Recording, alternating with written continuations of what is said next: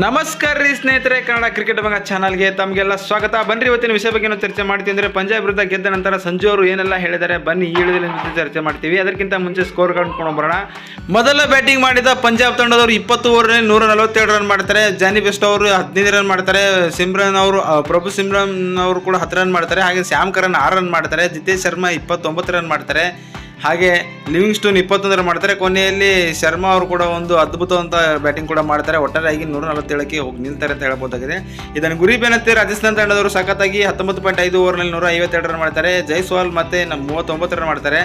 ಹಾಗೆಯೇ Sanju Samsung 18 run ಮಾಡಿ out ಆಗ್ತಾರೆ. ಹಾಗೆಯೇ ರಿಯಾನ್ ಫರಾಕ್ ಕೂಡ 23 ರನ್ ಮಾಡಿ ಔಟ್ ಆಗ್ತಾರೆ. ಕೊನೆಯಲ್ಲಿ ಹಿಟ್ಮೇರ್ ಅವರು 10 ಎಸೆತಗಳಲ್ಲಿ 3 ಸಿಕ್ಸರ್ 1 ಬೌಂಡ್ರಿ ಮುಖಾಂತರ 27 ರನ್ ಮಾಡೋ ಮುಖಾಂತರ RR ತಂಡಕ್ಕೆ ಗೆಲುವು ತಂದು ಕೊಡ್ತಾರೆ ಅಂತ ಹೇಳ್ಬೋದಾಗಿದೆ. ಸಖತ್ತಾಗಿ ಬ್ಯಾಟಿಂಗ್ ಮಾಡಿದ್ರು. ಇಲ್ಲಿ ಅವರೇ ಒಂದು ಪ್ಲೇಯರ್ ಆಫ್ ದ ಮ್ಯಾಚ್ ಕೂಡ ಆದರು. ಯಾರಪ್ಪ ಅಂದರೆ ಸಿಮ್ರಾನ್ ಹಿಟ್ಮೇರ್ ಅವರು. ಹಾಗೆ ಈ ರೀತಿಯಾಗಿ ಗೆದ್ದ ನಂತರ ಸಂಜು ಅವರು ಏನು ಹೇಳ್ತಾರೆ ಅಂದರೆ, ಇವತ್ತು ಗೆದ್ದಿರೋದು ರಿಯಲಿ ಅಂದರೆ ದೊಡ್ಡ ಮಟ್ಟದಾಗಿ ನನಗೆ ಖುಷಿಯಾಗಿದೆ. ಯಾಕಂದರೆ ಕಳೆದ ವರ್ಷದಿಂದಲೂ ಈ ವರ್ಷ ಚೆನ್ನಾಗಿ ನಮ್ಮ ಆಟಗಾರರು ಸಖತ್ತಾಗಿ ಆಡ್ತಾ ಇದ್ದಾರೆ.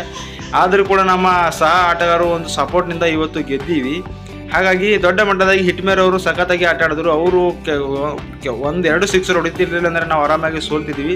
ಗೆಲುವಿಗೆ ಕಾರಣ ಅವರೇ ಆಗಿದ್ದಾರೆ. ಬಾಲಿಂಗ್ ವಿಭಾಗದಲ್ಲಿ ಚೆನ್ನಾಗಿ ಆಗ್ತಾ ಇದೆ. ಚಹಾಲು ಅದ್ಭುತವಾದಂಥ ಬೋಲ್ಟು ಅದ್ಭುತವಾದಂಥ ಬ್ಯಾಟಿಂಗ್ ಕೂಡ ಮಾಡ್ತಿದ್ದಾರೆ. ಅದಕ್ಕಾಗಿ ನಾವು ಇವತ್ತು ಗೆದ್ದೀವಿ.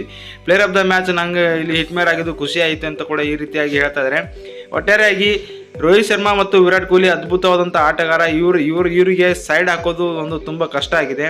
ಯಾಕಂದರೆ ಇವ್ರ ಜೊತೆ ನಾನು ವರ್ಲ್ಡ್ ಕಪ್ ಆಡುವ ತುಂಬ ಆಸೆ ಇದೆ. ಹಾಗಾಗಿ ಒಳ್ಳೆ ರೀತಿಯಾಗಿ ಪ್ರದರ್ಶನ ಕೊಟ್ಟು ಮತ್ತೆ ವರ್ಲ್ಡ್ ಕಪ್ಗೆ ಸೆಲೆಕ್ಟ್ ಆಗ್ತೀನಿ ಎನ್ನುವ ರೀತಿಯಲ್ಲಿ ಮಾತನಾಡಿದ್ದಾರೆ.